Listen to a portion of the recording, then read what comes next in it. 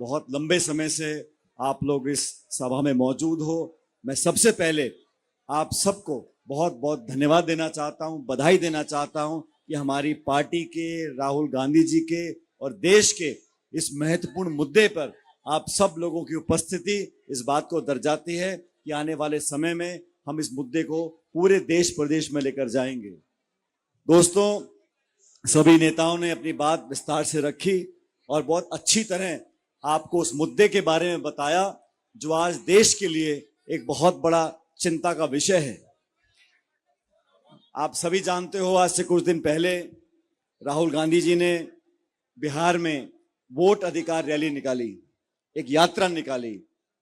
उस यात्रा में लाखों लोग जुड़े और मैं बहुत आसान तरीके से 2-3 बिंदु आपको बताना चाहता हूं। मैं बहुत लंबा चौड़ा भाषण नहीं दूंगा, लेकिन सभी लोगों ने जो बातें बोली, टी.एस. सिंहदेव जी ने, भूपेश बघेल जी ने छत्तीसगढ़ के बारे में, अलग अलग सीटों के बारे में, लेकिन हमारा निर्वाचन आयोग, हमारे संवैधानिक संस्थाओं में अगर सबसे महत्वपूर्ण कोई एक ऐसी कुर्सी है तो वो मुख्य निर्वाचन आयोग की है।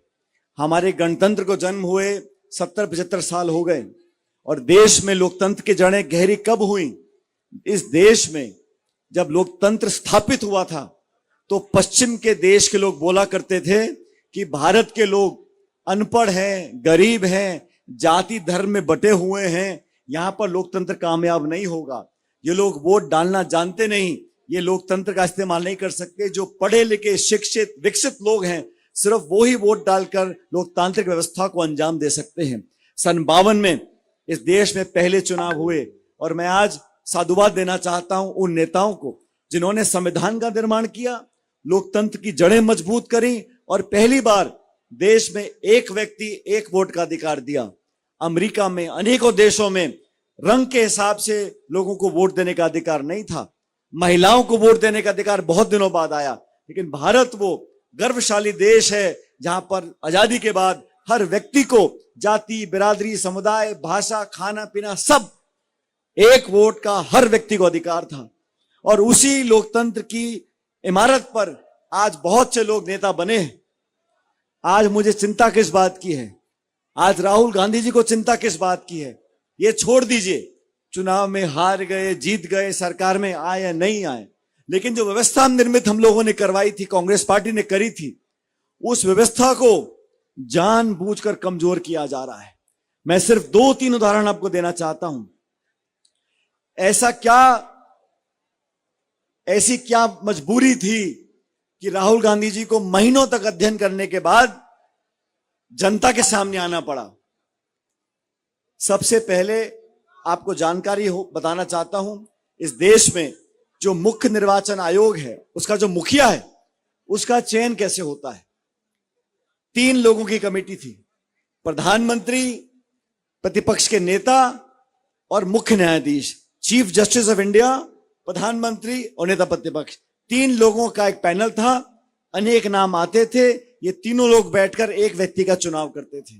सब कुछ ठीक चला 70 साल तक, लेकिन अचानक जब मोदी सरकार, भाजपा सरकार दिल्ली में बनी, उन्होंने इस व्यवस्था को बदल दिया और जो मुख्य न्यायाधीश थे, चीफ जस्टिस, उनको हटाकर गृह मंत्री को बैठा दिया। 3 लोगों के दल सदस्य में प्रधानमंत्री, गृह मंत्री, नेता प्रतिपक्ष, 2-1 के बहुमत से आप जिसको चाहो निर्वाचन आयोग का अध्यक्ष बना सकते हो। ये प्रक्रिया में बदलाव क्यों लेकर आए? किस जनता ने, किस मतदाता ने, किस व्यक्ति ने कहा था कि निर्वाचन आयोग के मुखिया की चयन की प्रक्रिया को आप बदल दीजिए? ये बहुत बड़ा सवाल है। जब महाराष्ट्र के चुनाव हुए, कांग्रेस पार्टी ने कहा इतने तो नए युवा 18 साल के बने नहीं जितने वोट आपने बढ़ा दिए। लाखों वोटों का इजाफा हुआ, जैसा भूपेश जी ने कहा, बाकी लोगों ने कहा, वोट जितने और पड़े दुगने। तो हमने सवाल पूछा, निर्वाचन आयोग ने बोला हम आपको वोटर लिस्ट नहीं देंगे। कांग्रेस पार्टी सुप्रीम कोर्ट में गई, सुप्रीम कोर्ट ने आदेशित किया निर्वाचन आयोग को कि ये पॉलिटिकल पार्टी का अधिकार है, हर मतदाता का अधिकार है, आप वोट की जो लिस्ट है वो जनता को दीजिए। उसी दिन निर्वाचन आयोग ने अपना खुद का कानून बदल दिया और कहा हम लोग वोटर लिस्ट नहीं दे सकते। आप वोटर लिस्ट देना नहीं चाहते। और सबसे अनूठी बात, निर्वाचन आयोग ने तय किया कि जो पोलिंग बूथ है, हर पोलिंग बूथ में आजकल वो कैमरा लगा है, सीसीटीवी का कैमरा। अच्छी बात है कि गड़बड़ी नहीं होनी चाहिए, लेकिन निर्वाचन आयोग ने बोला जो सीसीटीवी फुटेज जो है, हमारे कैमरे की जो रील है, फुटेज है, उसको 45 दिन में नष्ट कर देंगे।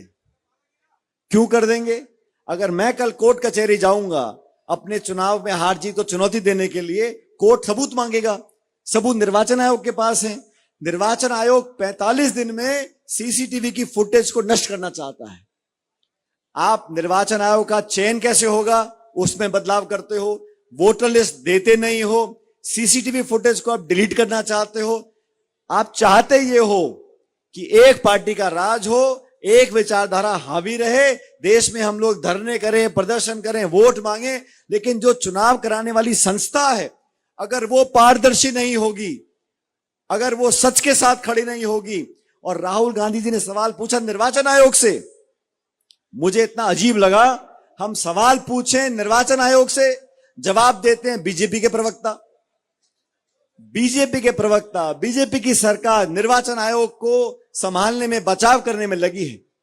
ऐसे चलेगा नहीं। आज जो हमने नारा दिया है, वोट छोड़ गद्दी चोर, वोट चोर करने वाले लोगों को गद्दी छोड़नी पड़ेगी। इस देश में बहुत से काम हुए होंगे, लेकिन वोट की चोरी हमारा मौलिक अधिकार है। हर व्यक्ति एक वोट का मालिक है, चाहे बड़ा से बड़ा उद्योगपति हो या ठेला लगाने वाला हो, रिक्शा चलाने वाला हो, एक एक वोट का मालिक है। आप उस व्यक्ति से वोट छीन लोगे। बिहार में लाखों लोगों के नाम काट दिए क्योंकि वहां चुनाव अगले महीने 2 महीने में होने वाले हैं। 6, 7, 8 करोड़ लोगों की आप 1.5-2 महीने में गिनती कर सकते हो। और मुझे बड़ा खेद है कि गृह मंत्री बोलते हैं कि राहुल गांधी जी यात्रा बिहार में निकाल रहे हैं घुसपैठियों की पैरवी करने के लिए। इस देश का जो छोटा किसान है, गरीब है, दलित है, पिछड़ा है, आदिवासी है, अल्पसंख्यक है, क्या वो घुसपैठिया है? वोट के अधिकार से वंचित करना लोकतंत्र में सबसे बड़ा पाप है। आप मैदान में आ जाओ, हार जीत हो जाएगी, लेकिन इस प्रकार वोट की चोरी कर कर आप राज करोगे तो जनता बर्दाश्त करने वाली नहीं है। इस देश में, प्रदेश में आज जो लोग मेहनत कर रहे हैं, बाढ़ के हालात हैं कई राज्यों में, छत्तीसगढ़ में बहुत बात आई। बस मैं बात करता दीपक जी से, बस्तर वाले संभाग में पूरी बाढ़ में मकान टूट रहे लोगों के, जिनके पास अपनी बचाव करने के लिए, अपने बच्चों का पेट पालने का समय नहीं है, जो दिहाड़ी करते हैं, मजदूरी करते हैं, खेती करते हैं, वो लोग इस संघर्ष को नहीं कर पाएंगे। इसलिए कांग्रेस कार्यकर्ता को, हमको, आपको मिलकर इस देश में जो लोकतंत्र स्थापित हुआ है उसकी रक्षा करने के लिए, गरीब जो अंतिम छोर में खड़ा है उसकी वोट जो चोरी हो रही है उसको रोकने के लिए हम सबको आगे आना पड़ेगा। और राहुल गांधी जी ने जो संकल्प लिया है, और मुझे खुशी है तमाम जो हमारे इंडिया अलायंस के नेता हैं, समूचा विपक्ष, देश की जनता इस बात को समझ गई कि ये गड़बड़ी कर कर, वोट की चोरी कर कर आप सत्ता में आते हो, जनता कभी माफ नहीं करने वाली है।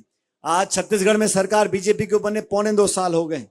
क्या क्या वादे किए थे? 1 लाख रोजगार देंगे, 500 रुपए का सिलेंडर देंगे।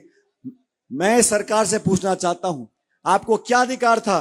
10,463 स्कूल आपने बंद कर दिए, आप लोगों को सड़कों पर लेकर आ गए, आपने मुआवजा किसी को दिया नहीं, आपने सरकार डबल इंजन की बना ली है, लेकिन वादा खिलाफी करते हो। और सवाल पूछो तो फिर वही मंदिर, मस्जिद, हिंदू, मुसलमान, हिंदुस्तान, पाकिस्तान, बस।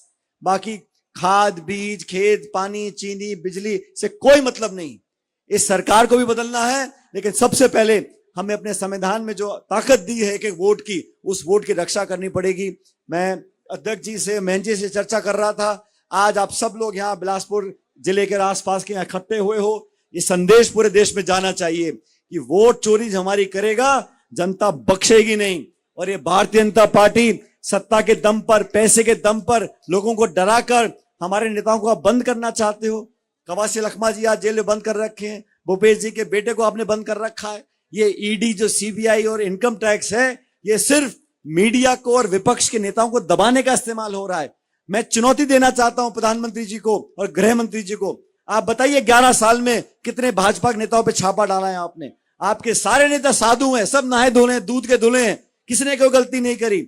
जांच आप करो नहीं, छापे आप डालो, जेल आपके हाथ में, प्रशासन आपके हाथ में, न्यायपालिका पे आप दबाव डालते हो, ये जनता बर्दाश्त नहीं करने वाली है। जनता के लड़ने के लिए राहुल जी, प्रियंका जी, खड़गे जी, हम सब सामने हैं। साथियों, ये चुनौतीपूर्ण समय है, हमें इसे हल्के से नहीं लेना।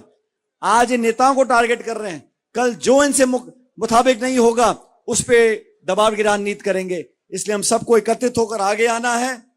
और मेरा आपसे विनम्र आग्रह है, तमाम जो हम लोग यहां मंच पर बैठे, सब लोग नेता हैं, कोई चुने हुए हैं, कोई जीते हुए हैं, कोई कहीं नहीं जीत पाए, लेकिन हम सब एक पॉलिटिकल पार्टी के कार्यकर्ता हैं। और ये वो पार्टी है जिसने 135 साल से इस देश को अपने खून पसीने से सींचा है।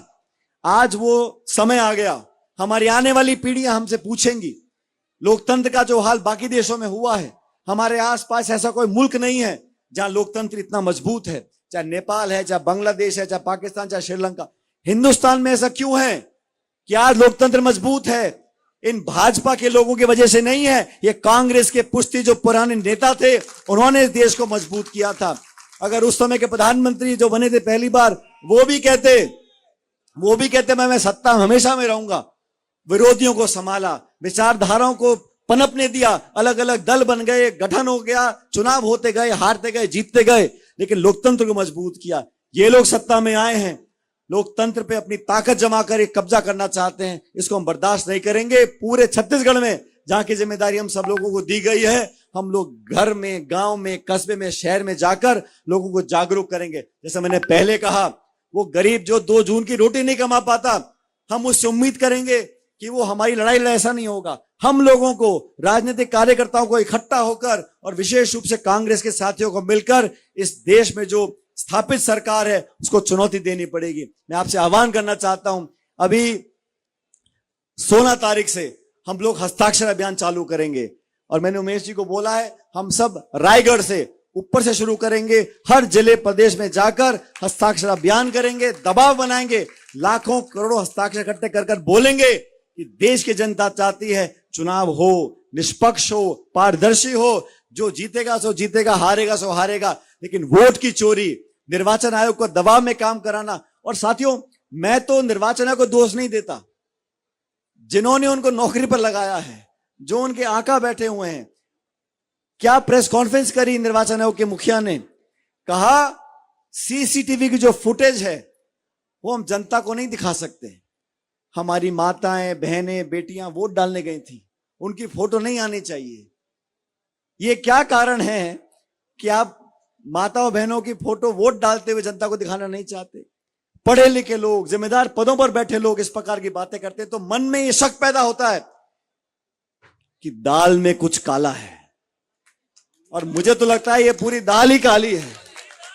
इन लोगों को सबक सिखाने के लिए गांधीवादी तरीके से, अहिंसा के तरीके से संकल्पित होकर आगे बढ़ना पड़ेगा। मैं धन्यवाद देता हूं प्रदेश कांग्रेस कमेटी का, जिला कांग्रेस कमेटी का और तमाम जो नेतागण यहां बैठे हैं।